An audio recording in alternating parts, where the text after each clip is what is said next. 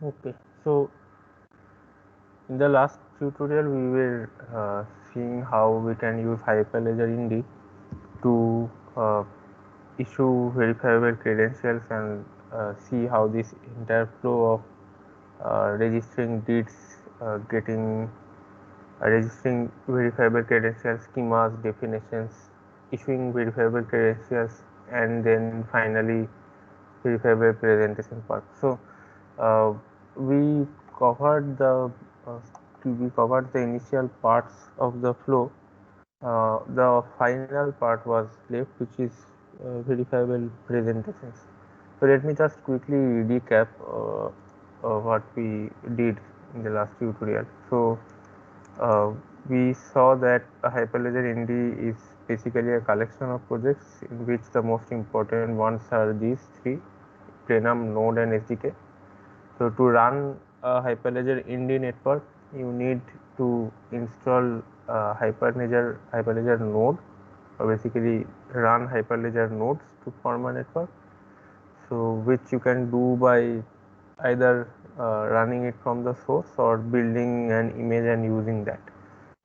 And this Hyperledger node is built using the consensus protocol called in Hyperledger Indy Plenum. Okay.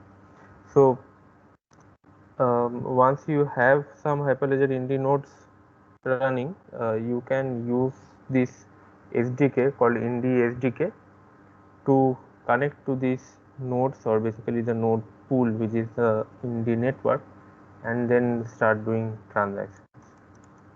So the setup looks like this. You would have a collection of Indy nodes which form the Indy network, and then you have the Indy SDK which will be connected to which will be connected to this pool, and through this SDK your application can execute transactions. Okay, so here in this part we are seeing that the Indy SDK is only communicating with the Indy pool, or basically the Indy network, but in the flow of issuing credentials and then doing presentations, there can also be, there should be direct communication between two different parties in the SDK also. So there will be uh, there will be flows where the verifiable presentation will be transferred from one party to another, like, over the network. Okay, so the scenario that we were considering is this one. It is a simple scenario where there are these three participants: university, Alice, and then a company. Okay, so here there is one Indy network, and the use case that we are trying to cover is that Alice will be applying for a job in this company, and for this job application the company needs to verify Alice's educational background, and if Alice has the proper degree and all. So for that, the first step would be that the university will be issuing transcript verifiable credential to Alice. So the Alice will be becoming the holder of her own transcript issued by the university, and during this job application, the job application will contain this transcript as a verifiable presentation.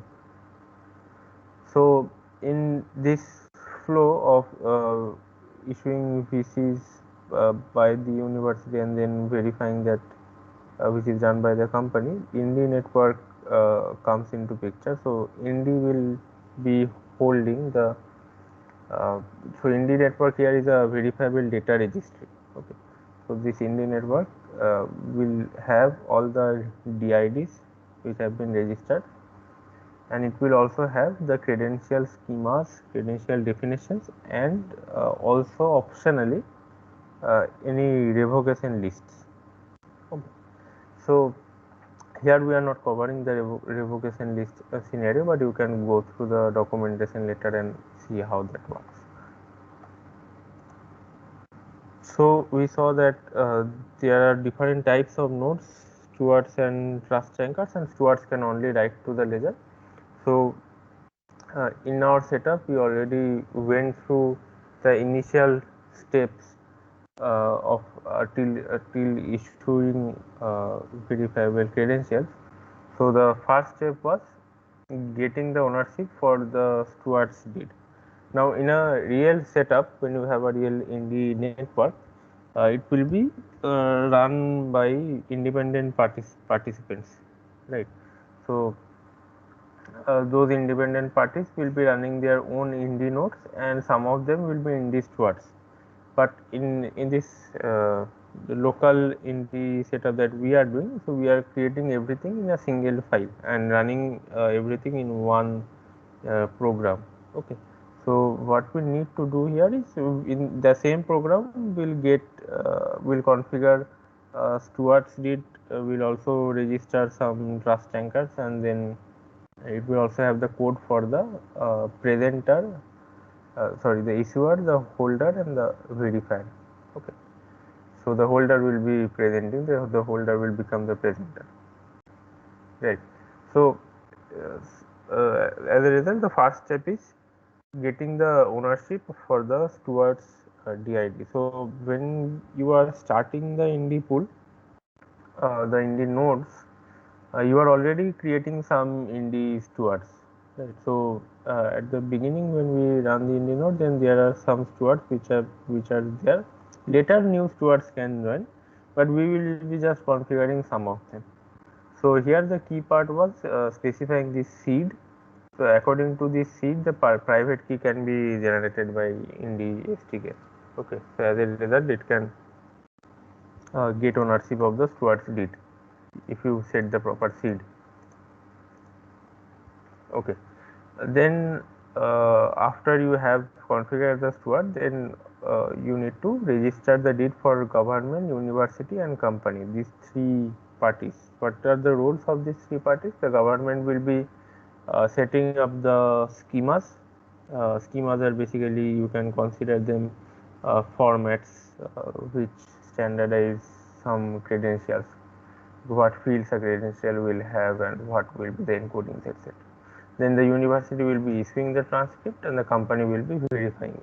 So for creating these deeds or registering these deeds, what you need to do is you need to execute a NIM request. The NIM request will have uh, a verification key, role, and the deed itself. Okay. So verification key is the public key, which will be defining the deed controller. Right. So according to this public key, so this public key is in deed terminology. This verification key will be becoming one uh, authentication endpoint or authentication method rather. So, and according to this authentication method, the controller can authenticate itself and then later do any updates to this particular deed. But this NIM request will be done by a steward. Okay, so only a steward can execute a NIM request. And as a result, these registered deeds are called VeriNIMs. Okay, so why VeriNIMs? Because since deed is a since deeds are not associated with any real world identity, they need to be somehow associated with them through verifiable credentials usually. But here in Indy, Indy is a ledger which is public, such that it is publicly readable, but only users having permissions can write. So stewards are considered trusted members who verify the identity associated with the deed before registering the deed. So as a result, these deeds which are registered in the Indy network by stewards are called VeriNIMs, whose identities are already verified. That is why we don't need any VC for identities separately. We can directly issue VCs for the use cases that we are doing. Okay. And then we saw that in step 3, the government creates the credentials verifiable credential schema for university transcript, and then in step 4 the university registers a verifiable credential schema definition, sorry, not schema definition, verifiable credential definition. So a schema, as I said, states the structure of VC, what fields it will have or not, and a definition particularly specifies uh, for one issuer what key will be used to later verify or validate that credentials presentations. Okay, and it also says what algorithm will be used to validate the proofs that are associated with credentials issued by this particular issuer, and when a validator wants to validate a presentation, it can use this credential definition from the INDI ledger and then directly validate it without contacting the original issuer. Okay. Okay. So in this step 5, here actually the VC is issued by the university, though the university issuing the transcript VC, and it involves these separate steps. I will go through this in the code and continue it from here.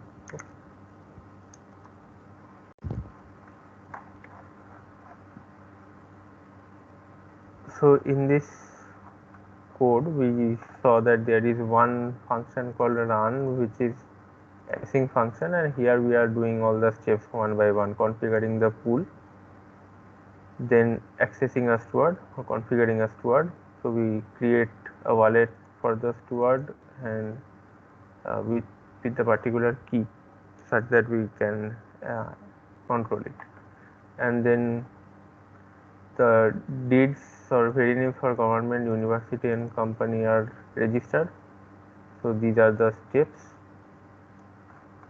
Then we see that government creates transcript schema, and the transcript schema looks like this. So it has the following attributes: first name, last name, degree, status, year, average and SSN. Okay. So this is the transcript schema. So note that schema cannot be deleted from the INDI ledger, or it cannot be replaced directly. Rather, you need to either register a new schema with a different name. Here the name was transcript, or you need to change the version number. Okay. Then once this schema is registered, according to this schema, one issuer, which is the university here, will be registering the credential definition. Right. So it will have a type, a tag, which the tag you can change to update the credential definition. The type specifies the algorithm and everything. You can see how many types INDI supports, and there is a config saying that it does not support revocation. It is set to false. If it is set to true, then it will mean that there will be or there may be a revocation list in the verifiable data registry also. But here in this particular demo, we have set it to false. Okay.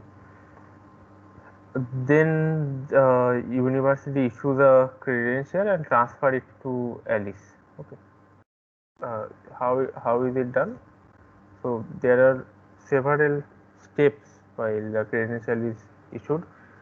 So let me before continuing here, let me just try to run the code once and see if everything works.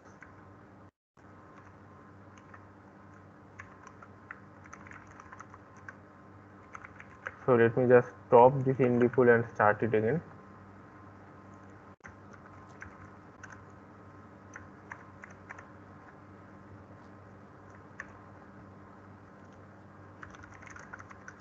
Okay. So to start the INDI network, there are many options. You can go through the slides, but what I will be doing is I have created one image for ease of use. You can directly use this image also. So this is the name of the image. So if you run this, it will create one container and run 4 indie nodes inside it. So as you can see, this container is running. Now you can just SSH into it, or rather exec into it. So we see we are inside this container called indie. Now you can check the logs also.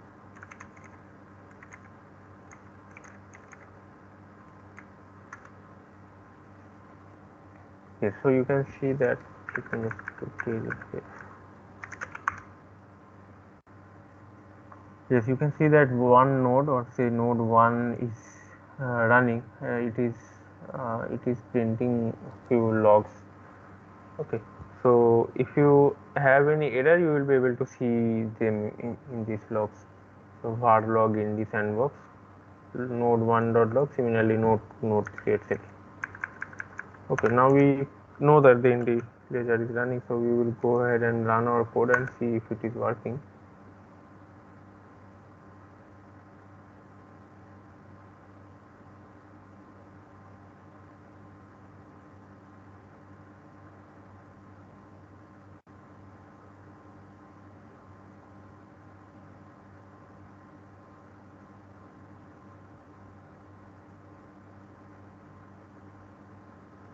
Yes, fine, it's working. Okay, so how a verifiable credential is being issued? So it has several steps. So it is not like, so in indie the flow is a bit different.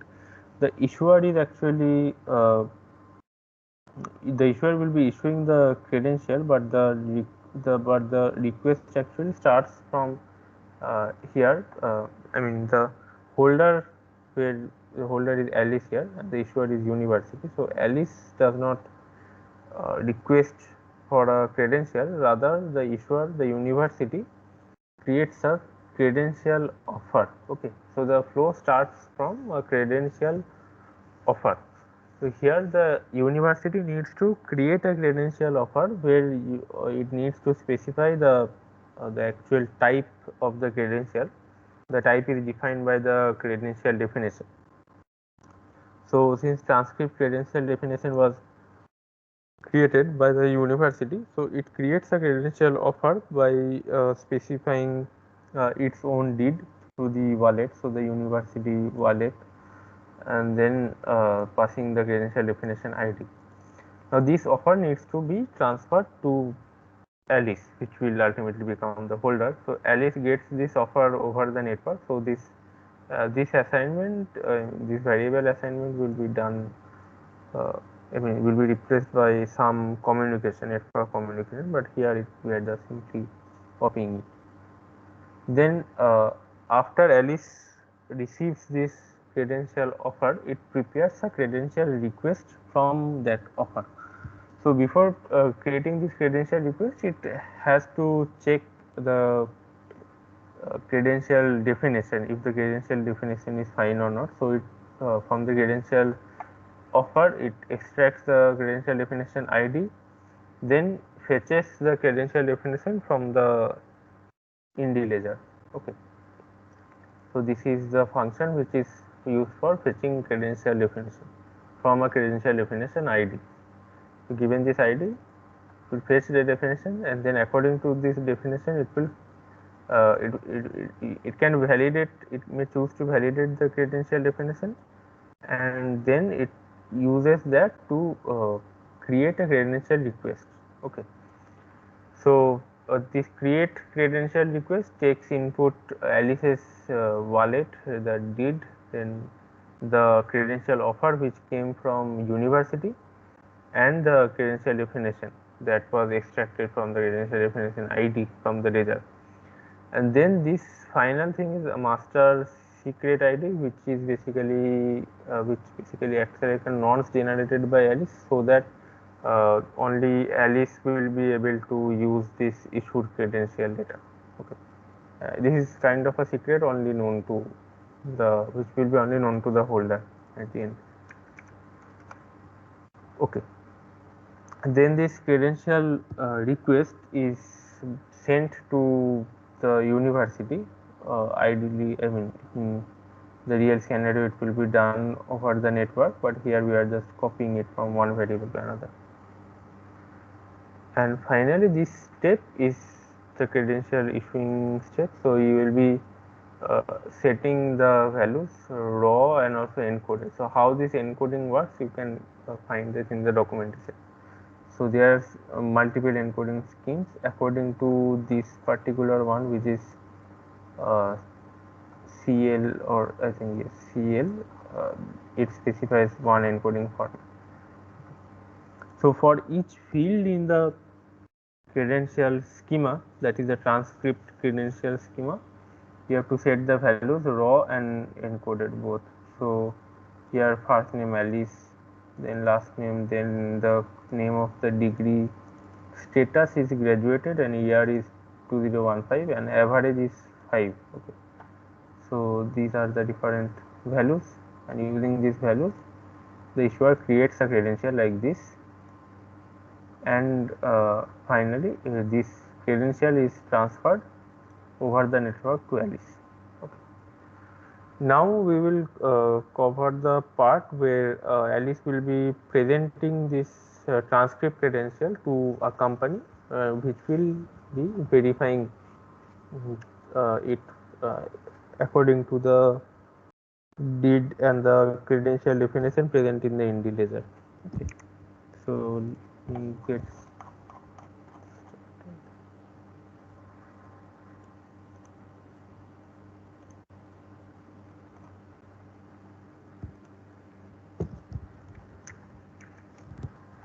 okay, so these are the steps for verifiable presentation. Okay. So this step 6 is basically verifiable presentation. So here you see that the company or whoever will be validating a presentation needs to create a job application request. Okay. So or a job application proof format rather, and this company then sends this job application proof request to Alice. So this is, I mean, this proof request can be for one verifiable credential or even multiple verifiable credentials. So for example, in this job application the company will require the transcript. Okay, but it might also happen that it requires the transcript credential as well as some other credential like the say address proof or something like that. So it might require multiple credentials. So in one presentation there can be attributes or other claims from multiple credentials also. So according to what claims the validator needs to check, it can create a proof request like that. So this company then will send this job application proof request to Alice, and Alice already has those credentials at this point in her own wallet. So so she can simply fetch those credentials and then prepare a presentation. Now this presentation can have two kind of attributes. Basically the claims can be uh, presented in two different ways. One is revealing those claims or revealing the raw values of those claims directly to the validator, or through zero knowledge proofs for some conditions. So we will go through one example and see how. Okay. And finally when this presentation is ready, Alice sends the job application to the company, and the company validates the values and also the conditions. Okay, so let us take a look at one such proof request. So this is a proof request which the company is preparing and sending to Alice, and this is like the form which Alice needs to fill, right? So you see that there are so first of all there is one nonce, then job application name, which is, I mean, the name of the proof request, which is job application, and then a version. This is specific to INDI, and then there is one dictionary or one object for requested attributes, and then there are some requested predicates. So these requested attributes contains a set of attributes which the verifier needs to see and needs to get the exact values for. So for example, here the first one, ATTR1 reference, this one is requesting the attribute or the claim for the first name, and then similarly last name. So here you can see that there is no restriction specified like the other attributes you will see next. So the first name and the last name are simply requested from the presenter, and they won't be coming from any other verifiable credential. Okay, so they are basically self signed or self attested claims. So whatever first name Alice is claiming will be put there, and whatever last name Alice is claiming will be put there. The only thing that the attributes which are uh, required from a credential will have this field called restrictions, will have this property called restrictions. And it will specify that which credential definition should be used to fill this claim. So here degree, which will be coming from the transcript credential, status same from the transcript credential, all of them actually from the transcript credential, then SSN and phone, not phone number. So these three needs to be filled from the transcript credential, and they need to be accompanied with the proper proofs that it is indeed coming from the transcript credential. And finally, the phone number is also a self attested claim. So for these requested attributes, the values will be revealed to the company, whoever is the verifier. So the company will be able to see the value for first name, last name, degree, all of them. But suppose there are some attributes which the holder Alice does not want to reveal, but yet it has to be validated against some condition. So in this case, Indy supports some zero knowledge proof algorithms, and using which you can write some validations for claims, simple ones, but still. And those claims can be validated without revealing the actual value. Okay. So to request such claims, you need to define requested predicates, and then here here the universities, sorry, the company is actually requesting only one such predicate, which is average. So if you go to the definition,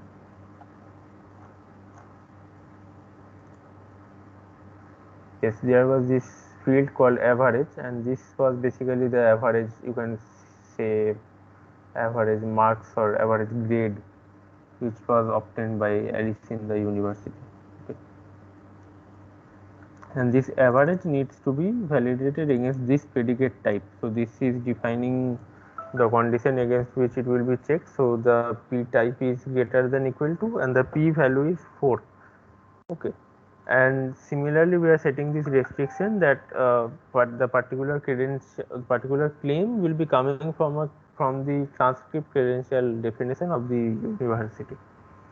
So whatever average score the credential has, it will be checked against this condition. It will be checked that it is greater than equal to 4 or not. If it is so, then the presentation will be validated successfully, otherwise the validation will fail. But the actual average, say the average, if the average is 4.1, then that value 4.1 won't be revealed to the company. Okay. So if it is 4.1 or 5, the company will never know. All right. So according to that form or that presentation request, how this, this is how the presentation will be prepared by Alice, the holder. So similar to these fields, requested attributes, then requested predicates, and then some attributes coming from a transcript and some were to be self-attested. So here also those types of the claims or the types of the presentations are separated out: self-attested attributes, requested attributes, and requested predicates. So the self-attested attributes were these: attr 1, 2, and 6, requested attributes 3, 4, and 5, and finally requested predicates separately. So in self-attested attributes, Alice will fill all of them herself. So these will be self-attested. Then for requested attributes, they are not filled directly like this. Instead, they will be coming from the credential which is stored in the wallet. So credential for ATTR3, this will be basically coming from the wallet. We will see how. The wallet has this credential, right, issued by the university, so it will be taken from that credential, filled up, and similarly for the predicate also it will be filled up like this. So let us go to the code and see how that works. So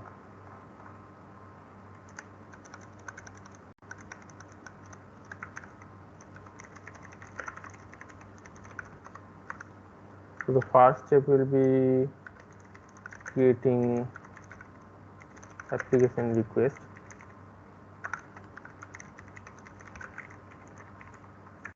So this will be done by the validator, which is the company. Okay.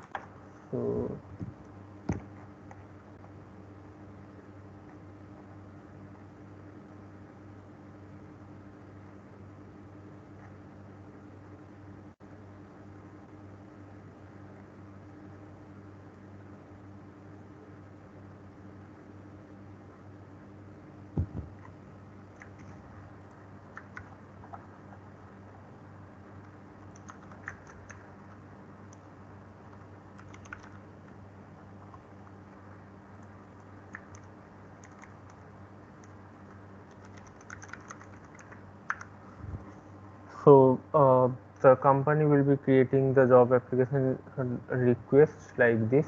So anon create nonce, and to generate the nonce, and then it will be simply creating this request as a JSON, which will have all these attributes.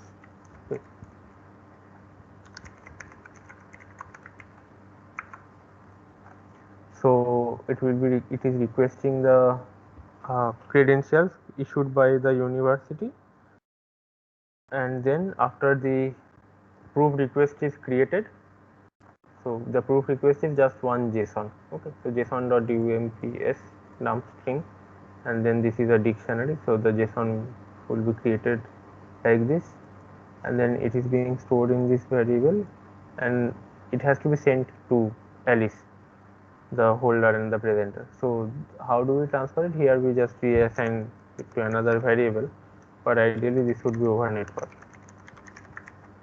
right? So let me just print and see if it is working.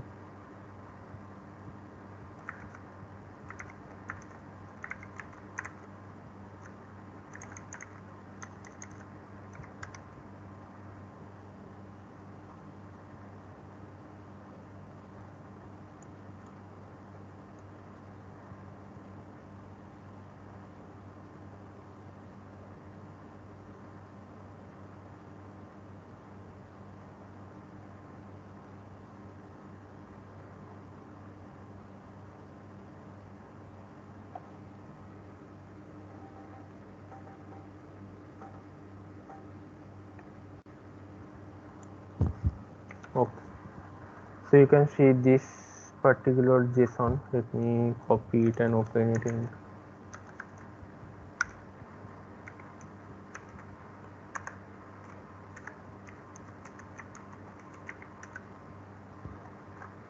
Yes, so this is the JSON. You can see this credential definition ID is directly replaced by the credential definition ID which is there in the Indy ledger. Here we were just setting the name, and so this is a nonce. Yes, and this is the predicate. So according to this JSON is transferred to Alice. According to this JSON, Alice will be preparing the presentation. Okay. So now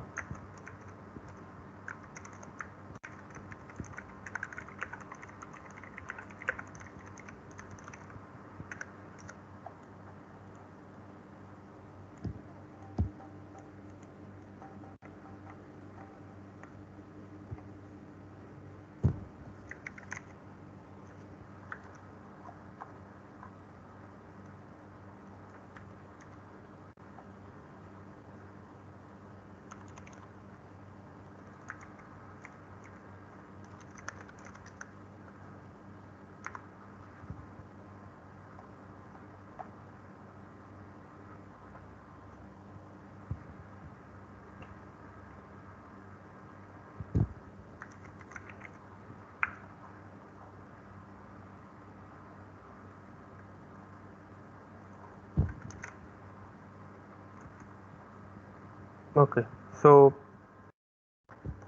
so here the presentation request is in this particular variable. Alice has this variable job application proof request, and from this job application proof request, I mean inside this job application proof request, it has all these credential definitions, right?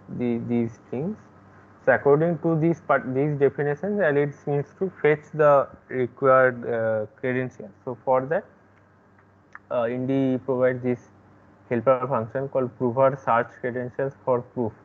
So given a proof request, uh, it helps in searching the proper required credentials from the wallet. So it takes input the wallet and then the proof request, and it gives output the uh, credentials which are compatible with that proof request. Okay. So from this we need to decide that for the different attributes what parts of the credentials need to be used. So let me just print this part so that it will be clear.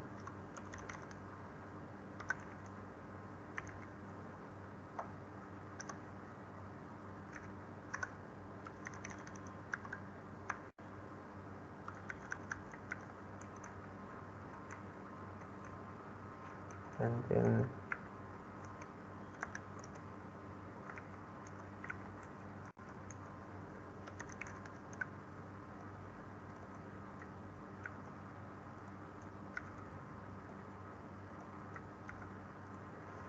so this get credential for referent is a helper function. Let me define that also quickly. So this will be simply loading up the JSON and setting the value.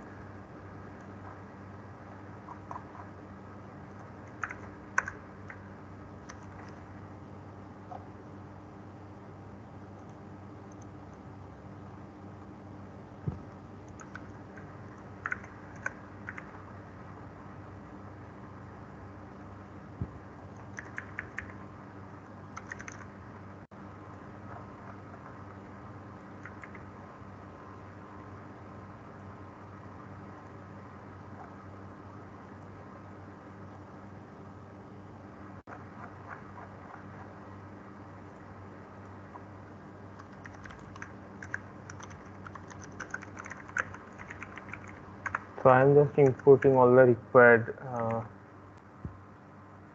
things. So get dir name, and then okay, we need blob storage.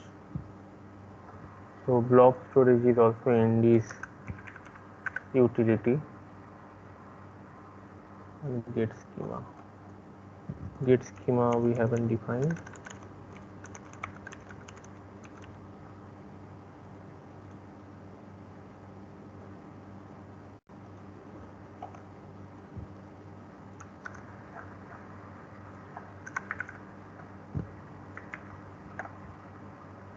Fine. So let me just go through it again. So here This is for fetching the credential from the wallet which matches the credential definition ID from the proof request, and then from those fetched credentials we need to decide for which credential to take. Okay, so this get credential for different, if you see this function, it is just doing fetch credentials for proof requests, then it is taking credential and I mean the credential info. So if I print out this, then it will be clear. This is the format in which the credential is stored in the wallet. So you need to just take out the values which you require.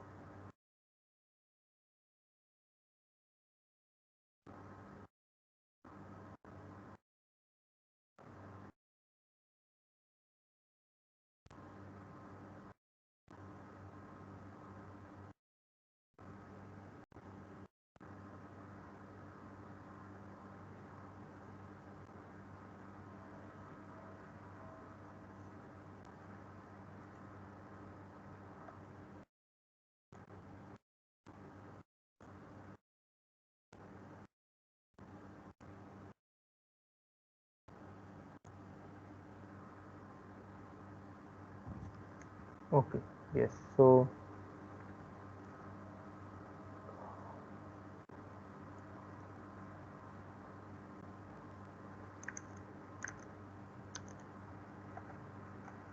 it take printed.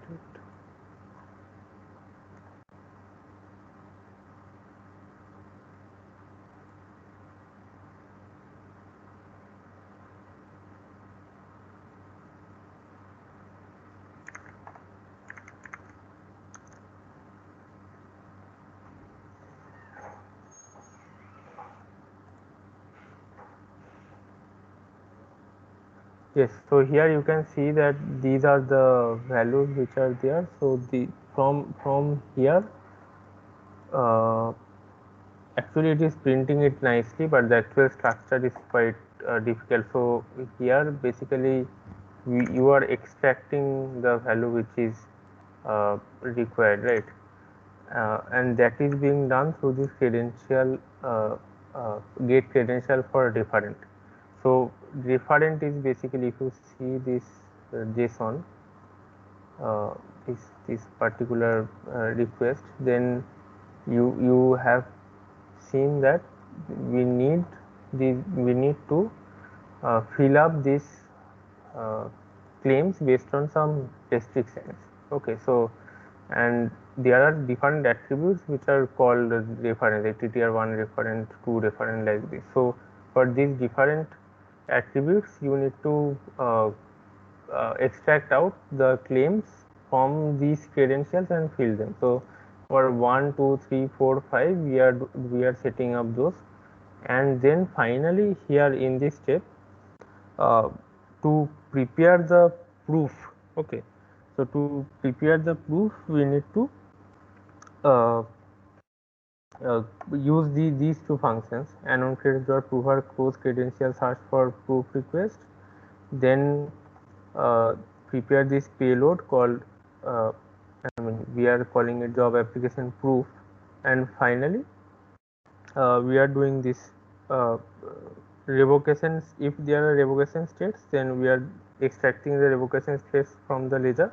Actually this won't do anything, it will just see that in the credential definition the revocation is set to false, and it won't do anything, and then it will just set the states that it is not revoked, and since it was set to false.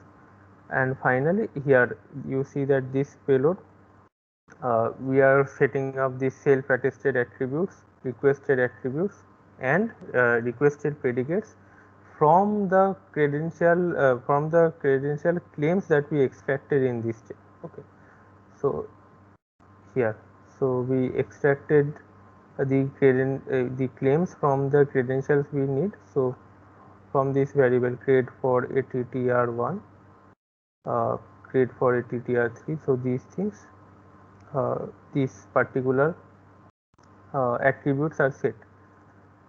Only requested attributes and requested predicates. You see, for self-attested attributes, these are just hard coded. Fine. And then anoncreates.prover create proof takes input Alice's wallet, because for a proof it needs attestations from two parties, right?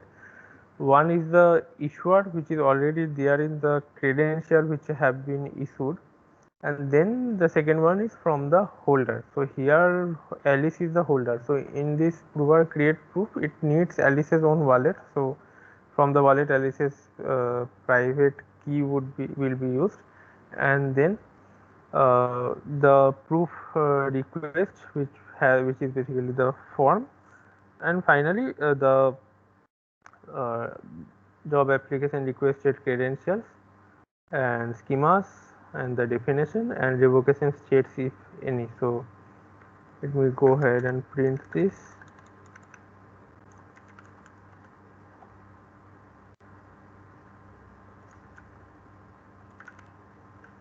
And then this application proof is sent back to the universe.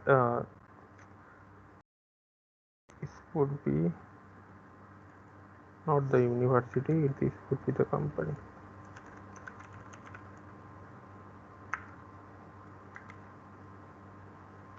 Then the application proof will be sent back to the company.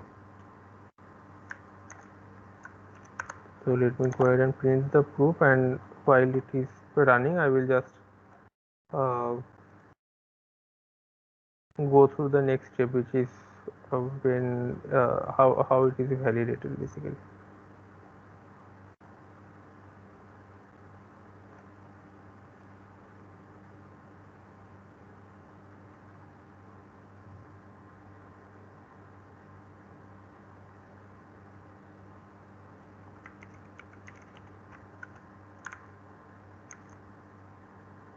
Okay, it is already executed. So this part here, this part starts the proof, the presentation. You can see that there are so many signatures which are encoded in different formats. So it has this primary proof and then a thing called revealed attributes. Let me open it in a JSON file.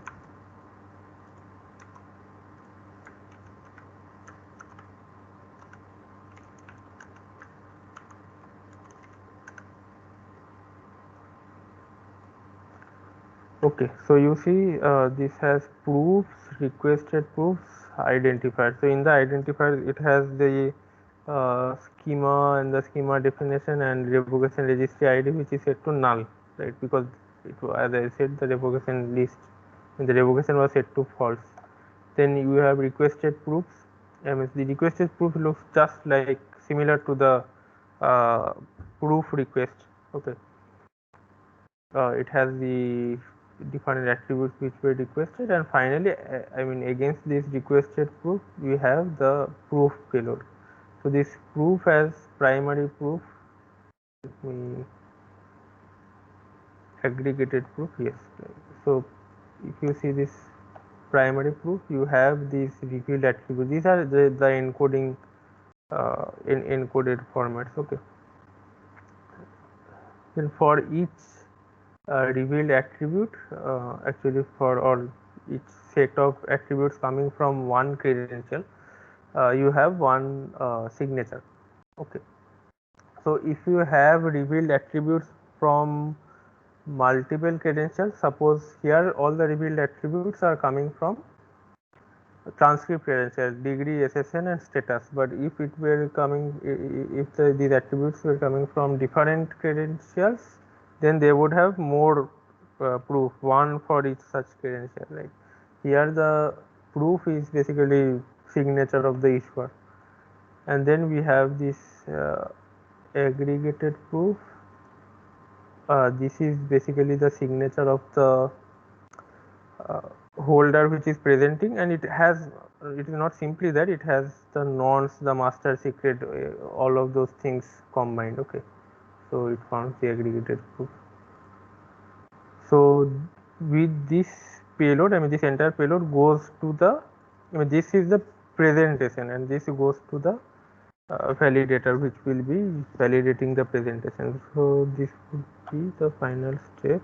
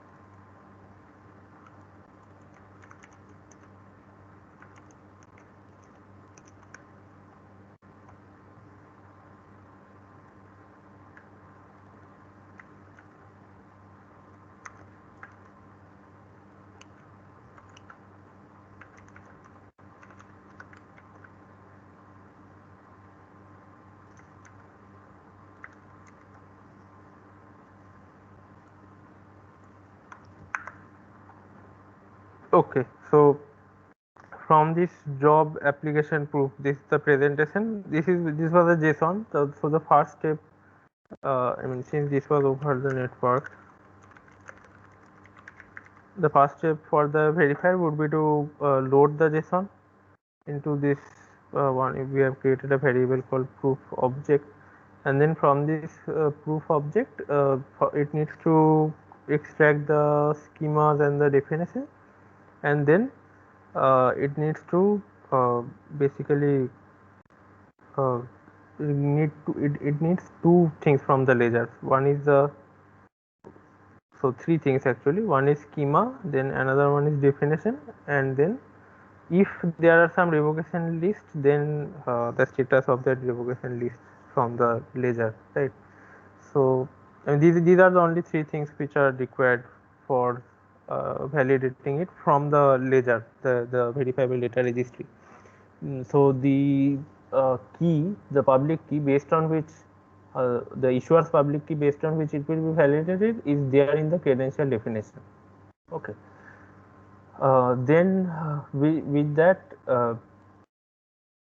the company will be using anoncreds.verify proof, and it will pass all of these parameters, and it will be verified. So before that, of course, the revealed attributes, this for 3, 4, and 5. Let me just check what are those 3, 4, and 5. 3 is the degree, 4 is the SSN, like that. Where is the request?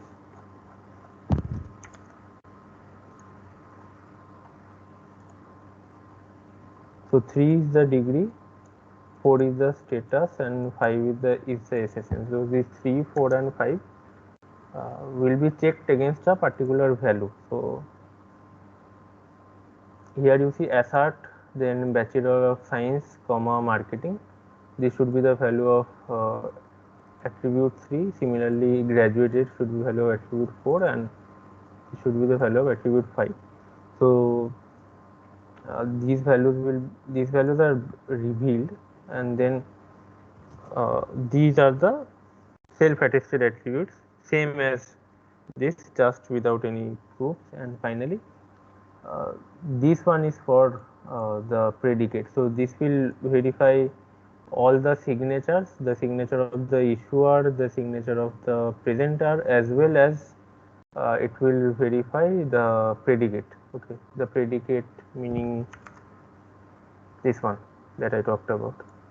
Okay, so if we run this, so these are the assert statements. So if it will give an error if any of these steps failed, if these conditions fail to these conditions are not satisfied, or if this step fails. So we need this helper function. Let me bring it quickly. This helper function you can directly take from this code whenever you are doing the assignment. Okay. So I will be uploading this code and sharing it with you.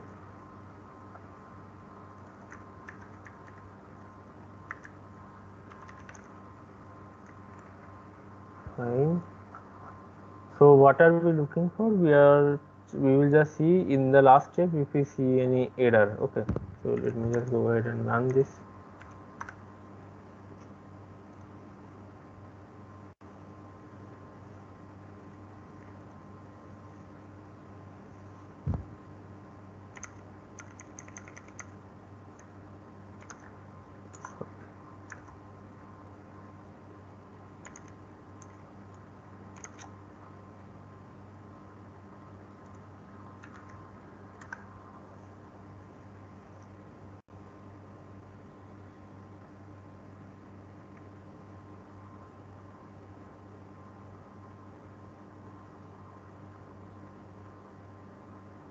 Great, so we don't see any error. So we have this last step, verify job application proof from Alice by the company, and so all the assert statements succeeded.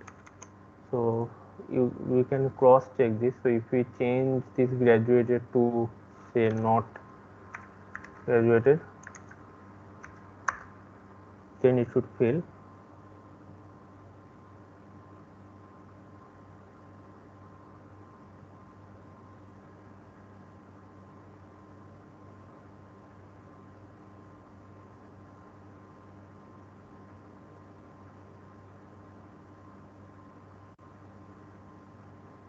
Yeah, so you see that there is one error called assertion error, and in line 538. So basically here, so it failed.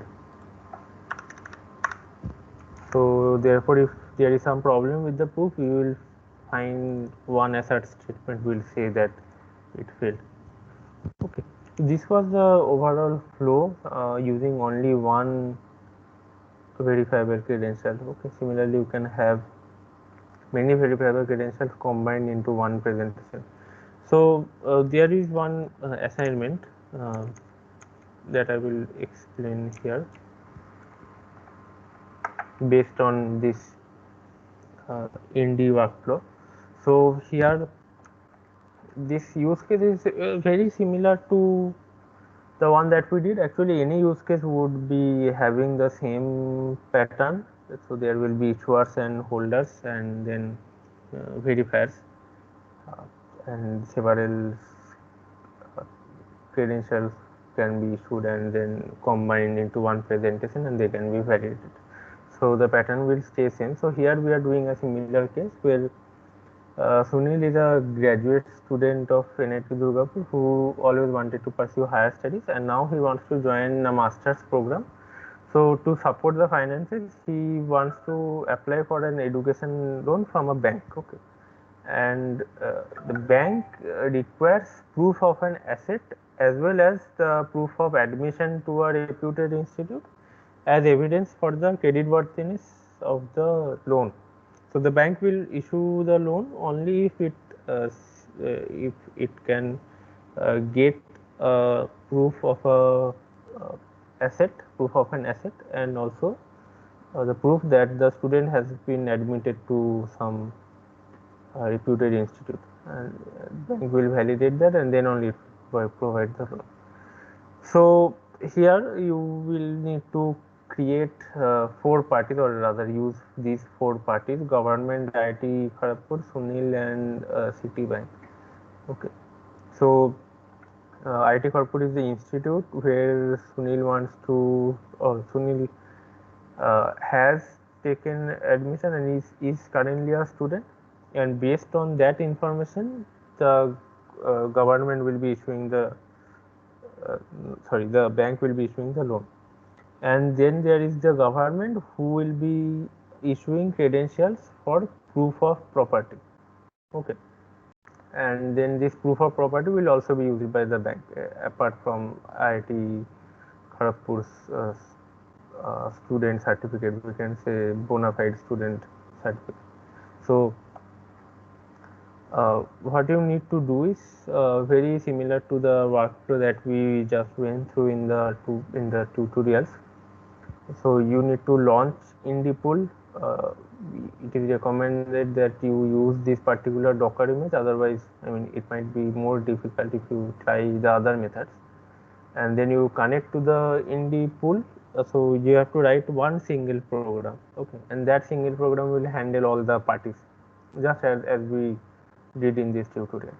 And that program will connect to the IndiPool and then configure one steward using the seed. The seed will be same as this one that we used in the tutorial. This you can take it from the slides also, or this code. And then after the steward is configured, I mean the parties, the trust anchor who will be the issuers, the government and IIT Kharagpur needs to register their very name through this steward. Okay. So at the end of this party, what do you have? You have the IndiPool running, you have connected to the IndiPool, and then you have access to the steward, which is used to register these two parties, government and IIT Kharagpur. Then the credential schemas and definitions have to be fixed. So the schema will be registered by the government. There will be two kind of credentials, property details and bona fide student. So these two, and these are the different attributes. And for property details, the issuer would be government itself. For student information, this one, the issuer would be IIT Kharagpur. So one credential definition is to be issued by or is to be registered by government, and another one by IIT Kharagpur. So then there is this part C, where according to that schema and the definitions, the government issues the property details credential and IIT Kharagpur issues the bona fide student credential, both to Sunil, who saves both the credentials to his bulk. So these are the values that you need to set in the credential and similarly present during the presentation. And so this part D here, you need to have the bank needs to create a loan application proof request, and this loan application proof request will request these following these claims: first name, last name, course name, student name, address of the property, property value, and owner since.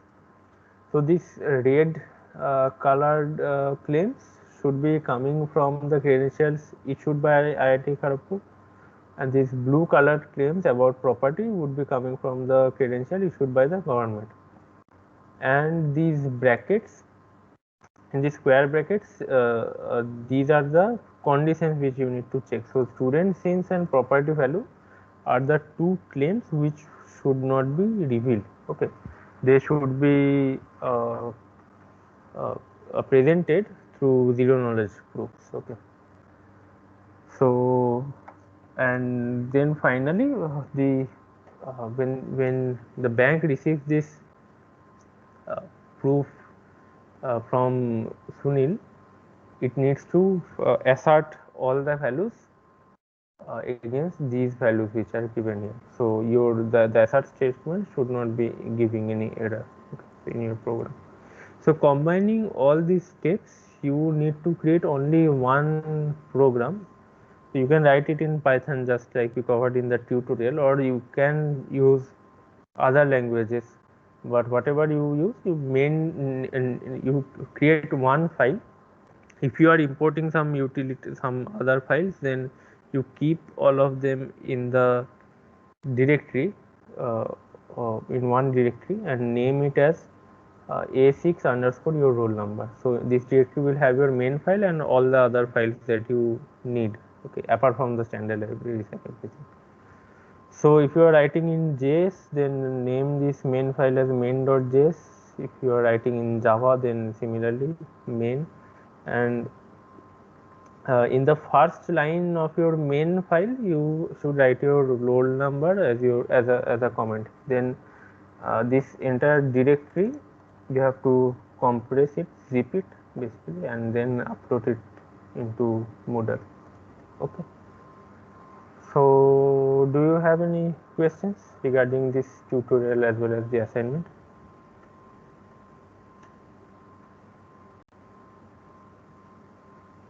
So I will be uploading the code that I just showed you, as well as this assignment in Teams, and also we will create a Moodle entry for this assignment.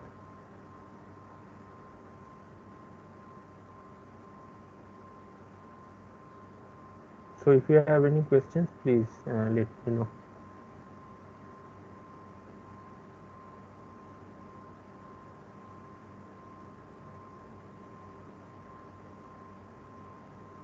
Hello, sir. Yes. Can you share the main.py code? Yes, I will be uploading it to Teams shortly. Fine, sir. Thank you.